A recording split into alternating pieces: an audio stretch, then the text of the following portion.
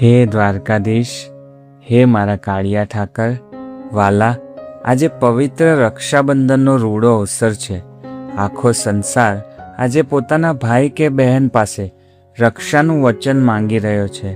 પણ મારા નાથ, હું તો આજે તારા શરણે આવીને ઊભો છું, કારણ કે આ જગતમાં તારાથી મોટો રક્ષક બીજો કોઈ નથી. માધવ, મારા માવતર દ્રૌપદીએ જ્યારે ભરી સભામાં તને અંતરથી પોકાર કર્યો અને માત્ર એક કાચા તાતણાની લાજ રાખવા તે એના ચીર પૂર્યા હતા ને, બસ એ જ વિશ્વાસથી આજે હું તારા શરણે આવીને બેઠો છું. હે દ્વારકાધીશ, મારે તારી પાસે કોઈ ધન સંપત્તિ કે દુનિયાવી સુખ નથી જોઈતું, પણ આ સંસારની જે માયા છે, અહંકાર છે, ક્રોધ અને સ્વાર્થ છે ને, એનાથી મારી અને મારા પરિવારની રક્ષા કરજે વાલા.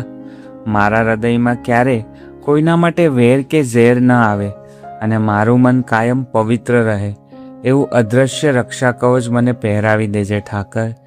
જિંદગીના ગમે તેવા કપરા સમયમાં, દુઃખમાં કે